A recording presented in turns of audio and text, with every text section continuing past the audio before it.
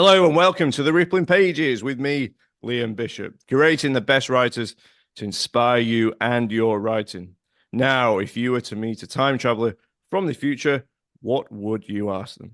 This is the question Roisin Dunnett asks in her novel, A Line You Have Traced, published by Magpie Books. Spanning over 3 centuries, 3 women are connected by forces they, at first, don't understand. From post-World War I Britain to East End London's modern queer scene to a portentous dystopian future, Roisin's novel is coded with messages between the past, the present, and the future. Both angels and time travelers, as well as a mysterious red book, might give secrets to all in this book that seems to have it all. But it's also an artful literary novel, with some calling it in the vein of David Mitchell, Ursula Le Guin, and Octavia Butler. Roisin's fiction pamphlet, Animal Vegetable, was published in 2021 by Broken Sleep Books. Her short fiction has been published in Prototype, Partisan Hotel, Ambit Victuals, and many other places. She has an MA in Creative and Life Writing from Goldsmith University, and she was also longlisted for the Pat Kavanagh Prize in 2022. Roisin, thank you very much for joining me on the Rippling Pages. Thank you for having me. Just before I get going, actually, remember to like, share, follow, subscribe, or leave a review of the Rippling Pages if you enjoy this episode, or of course any other episode of the show. And yeah, but you are in London, you're in Walthamstow, which is where this trans-historical future, past, present, future novel is set. So I just wondered, Roisin, I tried to give the listeners a bit of a flavour in the introduction, but can you just give us an idea of what this novel is about? It is, yeah, it's 3 women, 3 protagonists living sort of about a century apart. So about a century in the past, in kind of 1920s, 30s, East London, a kind of time that looks like now, a kind of broadly contemporary era, and then a kind of imagined, well, all futures are imagined, aren't they, 100 years in the future. And their lives kind of intersect, partly just through the kind of world of coincidence, kind of echoes and kind of duplicates that you can only really observe as the reader that they're not aware of. And then there are these kind of archival elements that bring them together, notebooks and photographs and things like that. And then they are also connected through the medium of a time machine. Yeah, I've tried to kind of use all of these devices to think about what we can kind of imagine into being, what we owe to the future, what we owe to the past, the way that things are connected. Somebody once said to me that like the past only appears to repeat itself because that's our only sort of reference point for what's happening now. And I think that's an interesting way to kind of look at the sort of cyclical nature of some elements of history, that we goes and we recognize these things, but also they have these profound differences that is hard for us to understand because we're living through them. And yet at the same time, the past obviously does contain messages and lessons and information that is vital to us as a kind of culture. Very, very rarely seem to learn from them, as far as I can tell, certainly now. Interesting. Thanks for that. Thanks for summarizing that, because it is, yeah, there's a lot going on. And it's fantastic, and it's visionary, and it's artful, it's literary, it's full of fantastic crafted sentences. So is there anything then, talking about the past repeats itself, was there a specific event that you thought we haven't learned from that inspired this novel? I think that what I was struck by is that we find it very difficult to kind of imagine a future outside of the kind of the parameters that we have in our present. It's very difficult to kind of force yourself outside of kind of contemporary norms, and that has always been the case. And then that it is also, I think, quite difficult, generally speaking, to kind of imbue the people and the movements of the past with the complexities that we offer ourselves. And so I guess one really simple and obvious one that I can think of is that people are like really happy to praise and sort of iconize certain protests of the past, like the suffragettes or the Battle of Cable Street, which is one that I reference in my novel, as kind of, you know, these effective, necessary and kind of heroic acts of protest that led us to where we are today. Like, of course, you know, women should have the vote, and so they were right to advocate for themselves and to have these protests in order to have the votes. And of course, we shouldn't have fascists wandering around in the East End, and so people were quite right to stand up and say that those things shouldn't happen. But actually, at the time, obviously, these people were considered radical and different. And actually, even, you know, when it comes to the Battle of Cable Street, the Jewish Board of Deputies advised people to stay at home. Like, it wasn't even kind of people that didn't have skin in the game that weren't saying, you know, actually, this is probably a little bit too radical and crazy and it could get dangerous. So just like, don't get into it. But there were, you know, really interesting kind of local coalitions and groups of people, and, you know, people who had been sort of running anti-fascist groups and kind of doing strikes and kind of building kind of, yeah, local connections with other groups of people who were really invested and prepared for this to happen and knew what needed to go on. It wasn't just this kind of spontaneous act. Now, when you look at people doing similar things in relation to, for instance, climate, so people like Just Stop Oil, there is the sense that people are unable to apply that respect to something happening in the kind of contemporary sphere. And I suppose that is something that I thought about a lot, how basically if a protest is happening now, it's not okay. And if a protest has happened in the past, then that was a good thing to have done. So I think in terms of what, you know, one of the ways in which I was thinking about how history repeats itself, I guess it was around the area of kind of protest and who was allowed to protest and what we should be protesting about. And as far as I can tell, in terms of people that object to current protests, you basically shouldn't really be protesting or advocating for anything that isn't already kind of pretty firmly in place. But this is a book about women. I think it's about women, and it's about narratives of women. And I don't know if you can just then tell us about the different people in history, about who the stories center around. It is a sort of fictionalized history. Like you know, I've sort of smashed certain times and places together a little bit, which I've done throughout the novel. I've just kind of condensed, and like I've done it with time and place. I've kind of some of the occurrences of like a couple of decades together, and then also kind of pushed some postcodes together to kind of, you know, keep everything where I want it to be. But yeah, broadly 1920s, 30s, East London. B is a young, fairly recently married sort of housewife slash she works in her husband's silverware shop. She's still kind of reeling from the death of her parents and feeling kind of quite unmoored in that way. But she does find a lot of happiness and meaning in her work. She's kind of in conflict with her husband, but they do also sort of understand each other quite deeply. And she has this very profound and kind of sustaining friendship with a woman called Cece, who's, you know, also lives in the area. And she has also, since the death of her parents, and she's not sure how close a connection to sort of make with that, she has started having visions of what she's choosing to call angels, or a sort of singular angel that appears to her again and again in all of these different ways.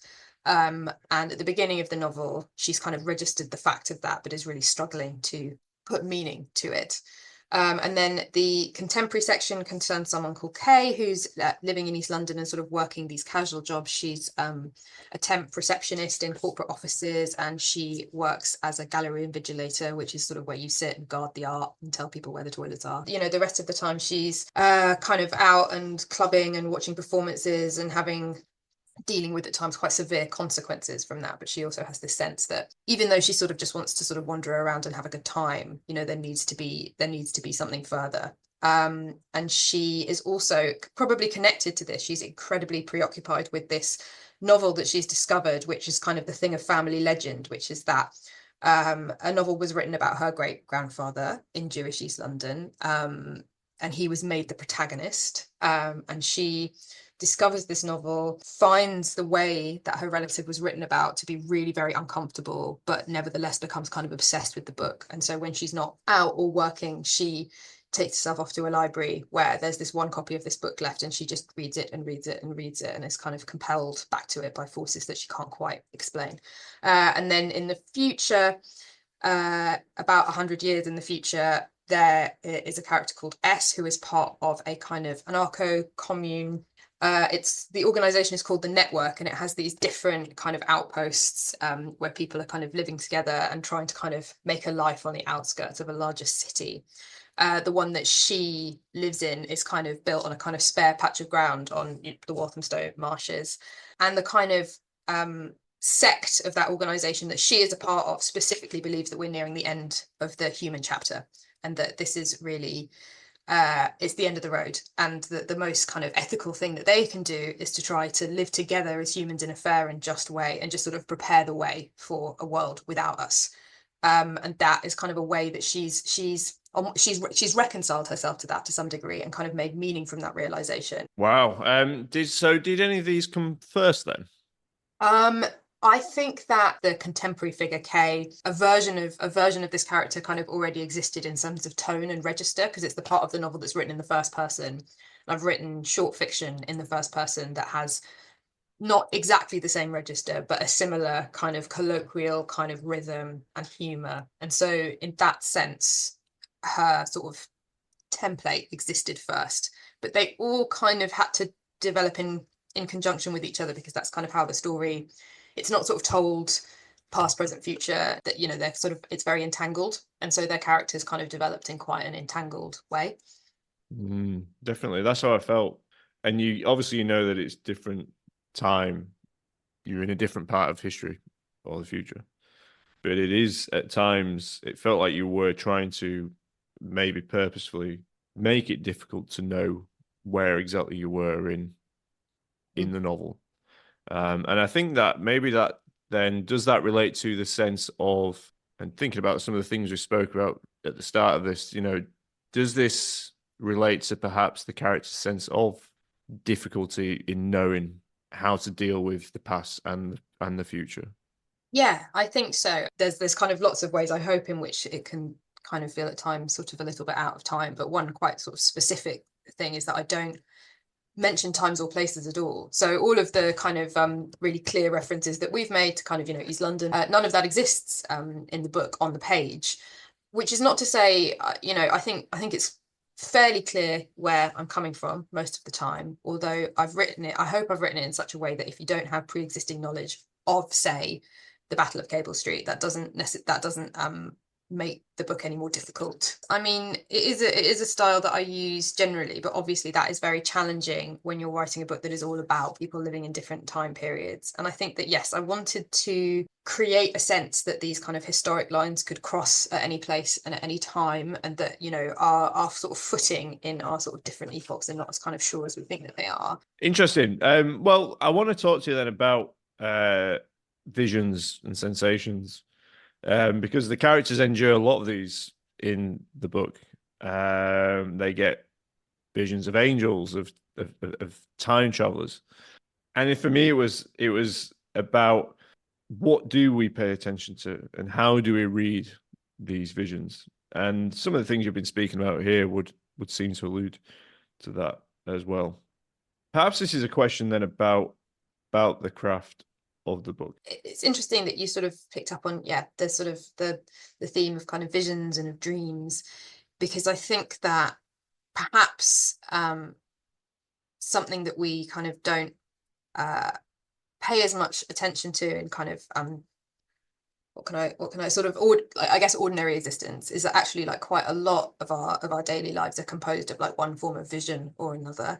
Like you've got, you know, dreams, of course, but then also, you know, yes, sure, some people experience, you know, sort of religious and ecstatic visions, and you've got your you know, hallucinogenic visions and all that kind of thing. But I would also say that, you know, the kind of visionary element of our lives, like a daydream that gets out of control, or, you know, something that you experience just on the edge of sleep, or a kind of conversation that you kind of imagine having as you're, you know, cycling somewhere. We're operating in the kind of visionary realm all of the time. And that really is the place where we're also like the most out of time, especially in dreams, where time passes in like a completely different way to the way that it does in kind of like waking and terrestrial life. So it is a kind of place of kind of temporal freedom and of kind of personal freedom. And yeah, that kind of felt really important. And I think to sort of, I don't know, I think something that I quite enjoy doing in fiction is trying to properly explain and articulate the experience of having certain thought processes and kind of imagining certain things and having, you know, say a shock or a vision or a hallucination. I do like doing that without it becoming too kind of internal and self-indulgent and kind of yeah, I think that there's like a line to be drawn there, because you can just go on for ages in that vein. With the term angel, with the term time traveler, we kind of always assume that these figures are visiting us for a reason, right? So if you have, whether it's a hallucination or a vision, or you are really visited by an angel or a time traveler, there's the assumption that they have something to say to you. That's why they're here. Well, one of the characters for sure gets these feelings or these sensations. So the messages aren't always visual either. Sometimes the Mhm. messages are felt within the body or in the acts that they're doing. How did you set about choosing how these characters respond to these different types of messages? And how does it play out in their narratives? So I suppose that I always intended for sort of be as a character to be propelled through time in such a way that she kind of had a vision of like the kind of immediate and the broader future that sort of gave her this really frightening imperative to try and act in some way, her personally, to like her people, into her culture, and then kind of to the world in general. And that would sort of force somebody who was kind of otherwise just trying to get on with their lives and reckon with kind of, you know, their grief and their marriage and their kind of, to sort of be shaken up into something. But then in another way, I suppose I thought that's something that kind of happens to her and she sort of loses her mind a little bit. But actually I think that sort of imperative of like, you know, that we're on the edge of something terrible and you have to do something. I think that is something that Kay in the contemporary era would really welcome. Any kind of message about, you know, what is going to happen and what she needs to do would be, she's sort of left by the end of the novel continuing to just have to make decisions in a very conventional way, which is just to kind of move through life and make the best decisions you can and kind of learn what you think is worth learning and kind of move forward in that way. Whereas the other two characters have these very extreme experiences that kind of influence what is going to kind of happen with the rest of their, you know, or not the rest of their lives. Yeah, sort of, I guess I gave them what they didn't want. Bee's really jolted out of like a total fantasy world in which everything's fine. Other ways to connect with the world, perhaps you might call it, that aren't always quantifiable. But either way, I think it's something that it's a form of knowledge, isn't it? Maybe that sometimes the body knows what the mind doesn't, and I think that's being open to it, maybe, and receptive to it, which I think obviously B is on some level. And does it, you know, does it? How does it, I guess it might be a question for readers to find out how that benefits her or doesn't benefit her. Anything that's kind of out there that might be telling us, you know, about a way to live, maybe, and how But we. definitely, I think what you said about kind of, you know, whether they benefit the characters or not. I mean, I think that that's kind of sort of an essential question in life, right? How beneficial is it to be aware, to be conscious, to be concerned? Interested. And what I'm going to do now, Roisin, is we're going to have a quick break on the Rippling pages. We have done the past. We're in the present, which is now the break, and the future is right after the break. That was quite smooth, that wasn't it? So That was great. Wow. That was like Wogan-esque, that wasn't it? Did you know that there is a Rippling Pages bookshop? Well, it's not a real bookshop, but it is online and it's hosted by bookshop.org.uk. On there, you can access all of the books of the Rippling Pages guests. That includes Roisin's, that's just been published by Magpie Books. If you'd like to access the bookshop, you don't need to travel there, you don't need to get the bus there or anything like that. You just need to follow the link in the show notes. And the best bit, all the books are sourced from indie bookshops. So you're supporting indie books too by buying from the Rippling Pages bookshop. Okay, let's get back into it and let's get back to Roisin Dunnett's A Line You Have Traced. Welcome back to the Rippling Pages. I'm here with Roisin Dunnett talking about A Line You Have Traced. So even if you had an idea of what the future looks like, which some people do think they have, because that's what spurs them into action. But even if you had an idea of the future, do you think these characters, do you think we as people would be able to hold it? Well, I suppose, yeah. I mean, that is almost the question that B asks her friend Cece when she sort of says, you know, oh, yeah, I've had this, you know, vision of the future, and you know, things are really bad, and what are we going to do? You know, I've been visited by this vision, and Cece, who is, you know, a politically active anti-fascist in interwar East London, is like, well, I haven't been visited by a vision, but I do know that we're not in a good situation. You know, this is an awareness that she's basically saying we all have visions of the future.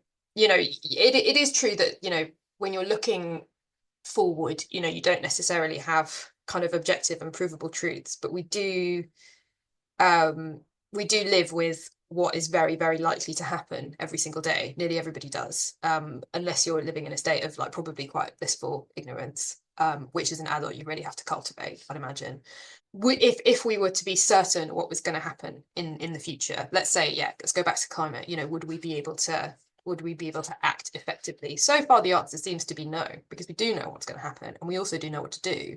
And when I say we, I don't really mean us as individuals. Like, you know, yeah, there is a level on which, you know, I don't know, try not to drive as much and recycle. I think these things are important, but you know, I think really, I think what's challenging is perhaps not the question of the what should we do and the, you know, what is going to happen, but the how. I think the how is what the future part of the book particularly is really preoccupied by. How do we build that world when, you know, there are much larger systems that exist against us, and when people just interpersonally are quite fallible, and when a lot of people that kind of understand perhaps the kind of social benefits of kind of cohabiting and living in coalition actually just want to be left alone, and just do their own thing.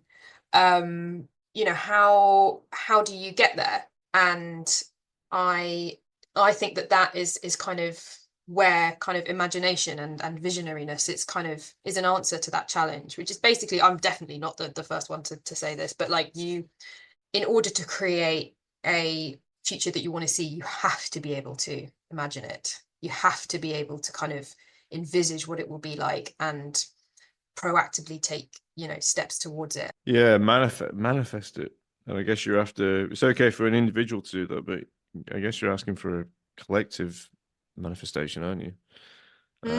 For something as big and broad as climate that affects every single one of us. Yeah, I think collective manifestation is a really interesting way to phrase it, because I think that, yes, there's collective action, and there is, as you say, collective manifestation and kind of collective imagining, and kind of being able to collaborate in that way as well, being able to kind of think alongside each other and accept difference, but still kind of continue forward. And I suppose, you know, the book is also trying to think about, yeah, sort of like intertemporal collective manifestation. I guess, how can we allow the imaginations of the people of the past and the people of the future to kind of contribute to what we do now? How can we kind of embody their imaginations and kind of understand them and make use of them? Because really it's like that, as well as a kind of, you know, contemporary collectivity, we need to kind of draw from the ideas and the actions of people from other times in history as well. Yeah, yeah. Do you think people will do that? That's a good question. Yes, I do. And I think people do already. Whether or not that collective manifestation will kind of lead us to a kind of successful place. I do think that, you know, there are I guess there are bad actors who are collectively manifesting different worse things. I think there are fewer of them, but I think they're more powerful and they have more money. So I think that, you know, collectively manifesting a solution to, you know, I don't know, Elon Musk is a whole other ball game, isn't it? Well, no, it's not. It's all the same ball game. But yeah. Do I think we can do it? Yeah, I do. Yeah. Maybe I we'll have have to. to do it. Yeah, maybe we'll Yeah. have to at some point. Well, if I could just bring it back a little bit just to you and the novel, if you don't mind. I want to talk about the environment, but I want to talk about the environments of your novel and about the marshes that you write about. And it kind of anchors the book a little bit, I would say. And some of the language you choose in writing about the marshes. There's also this wandering quality to the book as well. You know, you've got a lot to get in, but there are these moments where there are just sort of passages of the characters moving around the environment and interacting with it and describing it. I just wondered if you could talk a little bit more about your inspiration for these marshes that within the novel and where they might be. Yeah. I mean, I had and continue to have like quite a sort of intimate, I guess, relationship with those marshes, and kind of, yeah, it's yeah, an area of land kind of along the River Lee, that kind of is sort of broadly between Walthamstow on one side and kind of Clapton on the other, but it's a kind of massive area, and it's a sort of, to call it kind of a large green space in a city is kind of to undersell how it is kind of you know, quite carefully kind of cultivated and looked after, so not untouched, but a kind of very sort of wild big ecosystem. in a very big city, and like very near to where I live. For a long time, walked there sort of nearly every day, and over lockdown certainly did walk there every day for ages.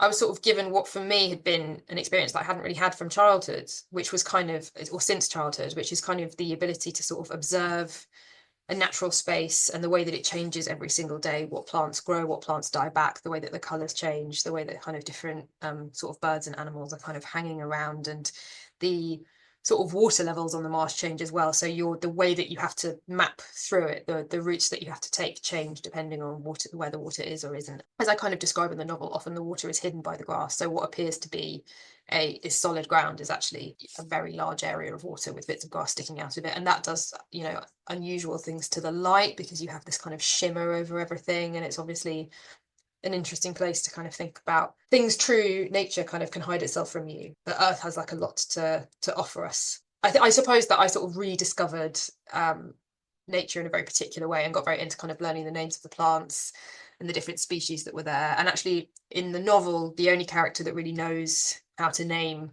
all of these plants is S, because that's kind of her area of expertise, and I sort of gave that to her.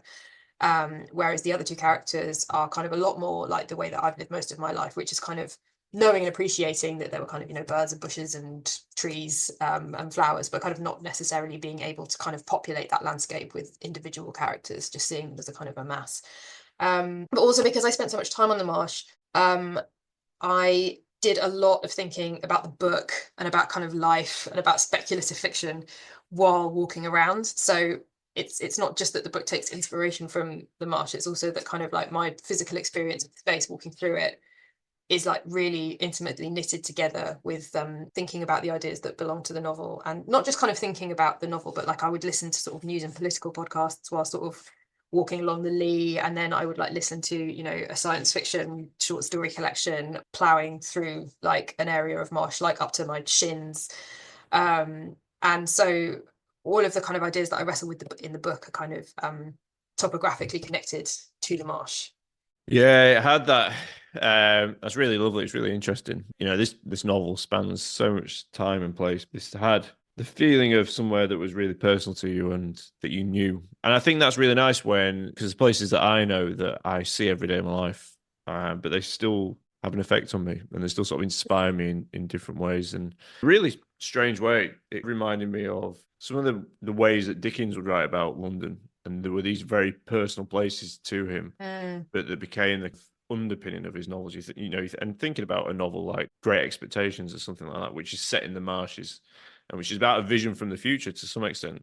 Not that this was a novel, that you were in debt to Dickens or anything like that, but it just had that sense of this was a really personal place, and it held these not mystical qualities, but powerful qualities that have given you, inspiration and messages about how to treat the world, how to treat people. And I do think that is mystical in the sense that, part of what this novel thinks about and that I think about is that, there is a reality to the mystical. Like some places truly do have mystical qualities in that, there are things about them that are not, easy to kind of pinpoint or be clear about, that nonetheless have like material effects on, your thinking and your ideas and the way that you move through the world. Some of my favorite moments in reading this were reading about those, just reading, the descriptions of the marshes. And yeah, it's something and I think that's a message. Whoever reads this book, or whoever doesn't read this book, whoever it is, whether you believe in climate change or whether you take any action or no action,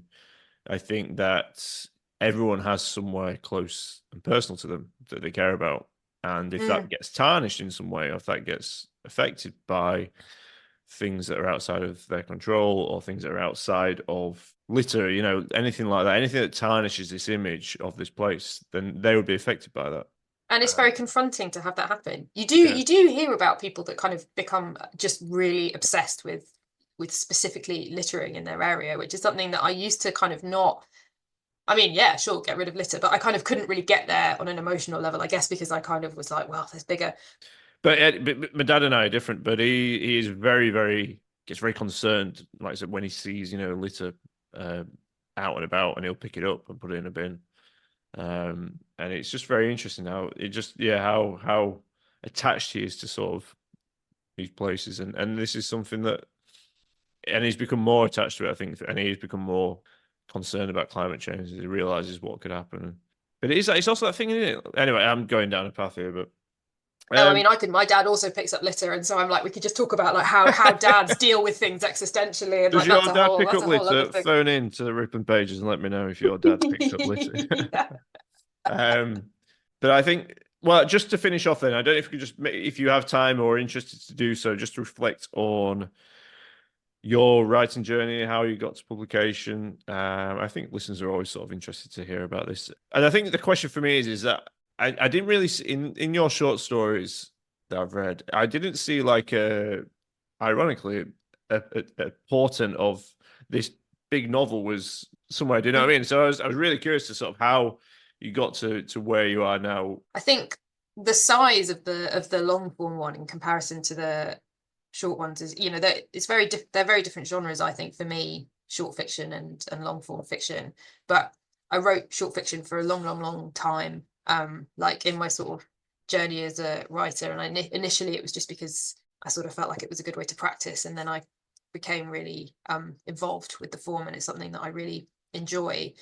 And a lot of the same concerns are there, I think. Yeah, sort of climate and sort of natalism and maternity and the kind of weirdness of bodies, and as is the sort of weird visionary element. But I guess the length of the novel and the kind of the expansiveness with which you can kind of explore those ideas when you do something long is, you know, it's always going to feel quite different. But I've written a couple of novels over the years that are never going to see the light of day. So I'd had a bit of practice. I mean, you know, practice at doing something badly is still practice. And then I submitted this short fiction to Broken Sleep Books, who very kindly printed this pamphlet. And then I did an MA at Goldsmiths, and during the course of that MA I worked on the novel, because I was like, for me personally, I think it would be useful now to have that kind of academic structure and feedback structure to kind of support writing something long, because it's really difficult to finish a long piece of writing. Like, I think that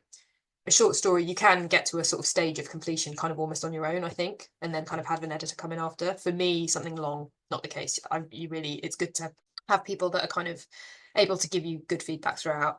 The journey to the novel was like one of just really writing a lot and trying really hard to produce something, and kind of working with the ideas in it in lots of different ways for a long time.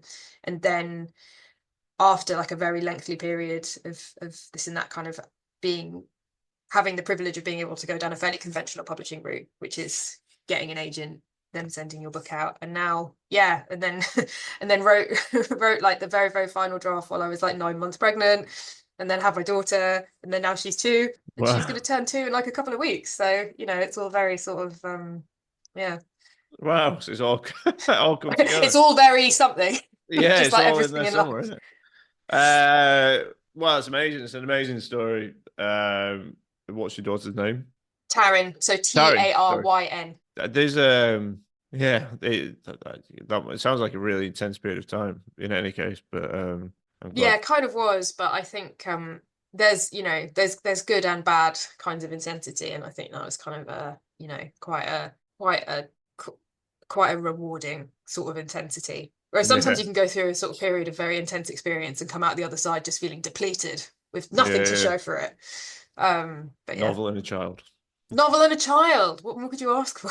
Well, there you go. That's the past, the present, the future lining up. Roisin, it's been an absolute pleasure to have you on the podcast. Thank you for telling us all about this book and how you wrote it, and some of the inspiration behind it. Out now, and it's published by Magpie Books, which is a new exciting imprint from Oneworld Publications.